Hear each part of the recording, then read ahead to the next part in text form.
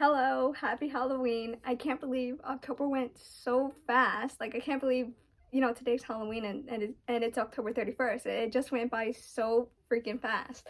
So, today I'm gonna recommend two last horror movie recommendations. One of them is like scary, and then the other one is like a little bit scary, but more on the comedy side.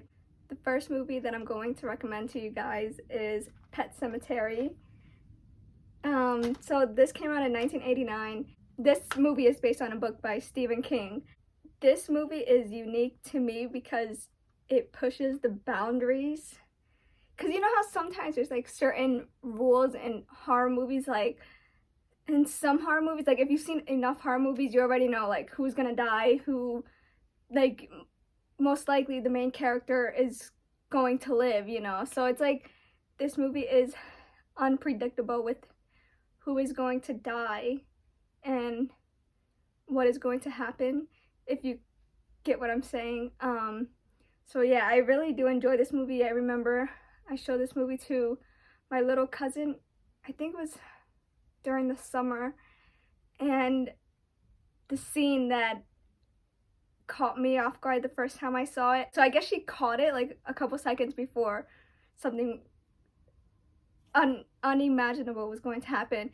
And I remember her saying, "Denise, please don't tell me that someone's gonna die." And I was like, yeah. So she like covered her eyes, and I fast forward the part because I just didn't want to, like, I knew that it didn't show anything, but I can tell that like she didn't want to see it no matter what, so I fast forwarded it.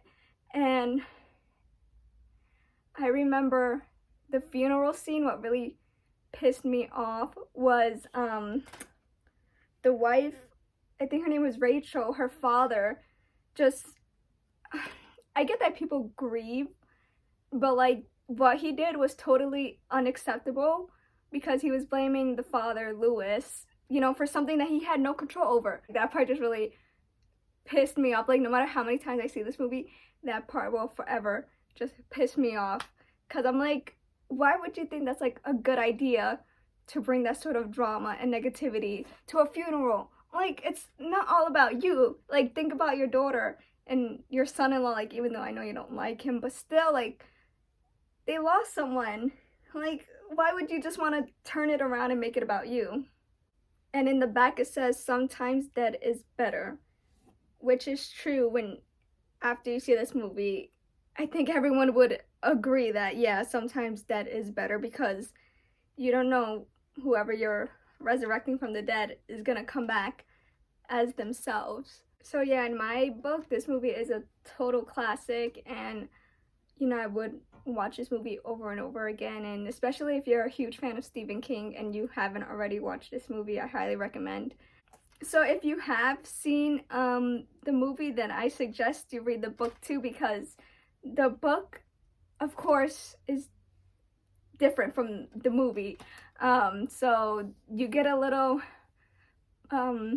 insight on Judd's life, the neighbor across the street, and you get a little more info about Gage, because in the book, I remember I was hearing it, and there's just one chapter with Gage talking to Judd, like towards the end of the book, and I was just like, Gage, I was like, don't say such things, because of course, like, I don't want to spoil anything, but what Gage told Judd, I was like, damn, that is too far.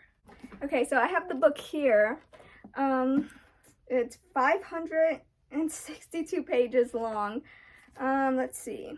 Oh, I usually, because I take Polaroids as like a bookmark, but I guess recently I just started to put like the dates of when I start the book and when I finish it, but I guess I didn't put the info on the back.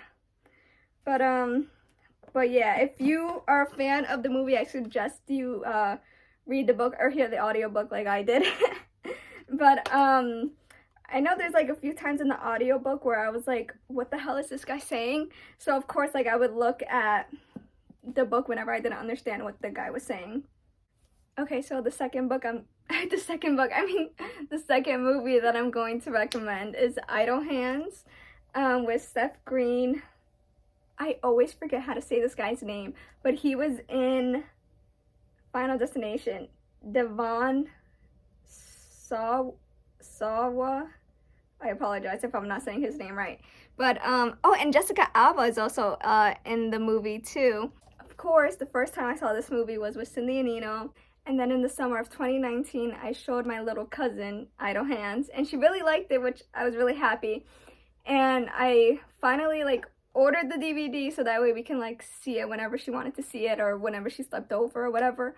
I just love what like a crazy roller coaster this movie is, because this movie is so funny, but there are some gruesome parts. So again, if you don't like any like gruesome images, then I don't suggest you watch this movie. But this movie really is funny, so that kind of like makes up for like the gruesome parts and like the scary parts.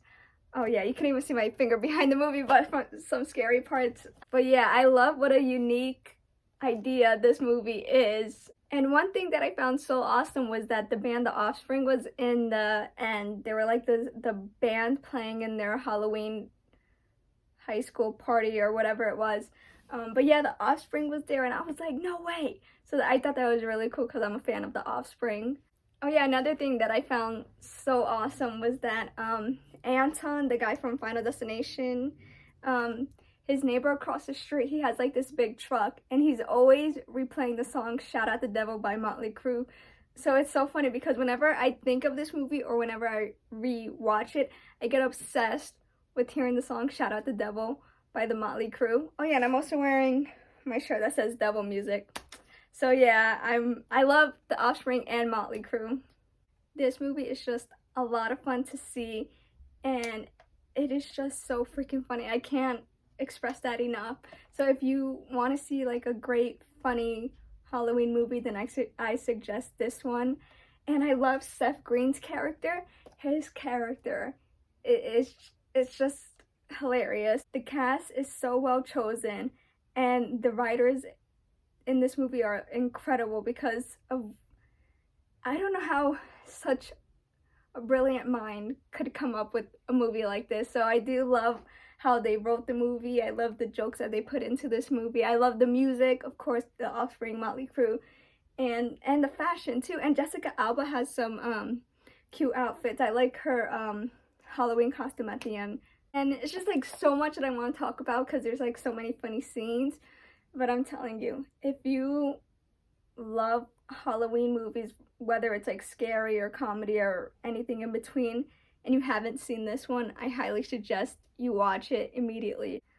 Like, I wish this movie had more recognition because it's just such a rare movie, a rare idea, and it's just an awesome movie to watch every Halloween or whenever you want to. So one thing I do want to mention is that Idle Hands does have nudity towards the end.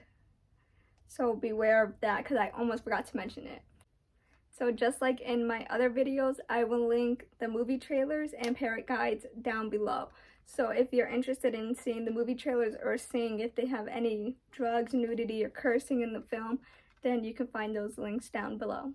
So yeah, that's it for today's video. I do hope you guys enjoyed the two movies that I recommended. Please be safe out there if you're going trick-or-treating, and just look both ways. And I hope you guys have a happy Halloween. I honestly can't believe how fast this month went. Like, it still blows my mind. But yeah, thank you guys so much for watching. Please subscribe, like the video, comment what's your favorite Halloween movie, and I'll see you guys in the next video.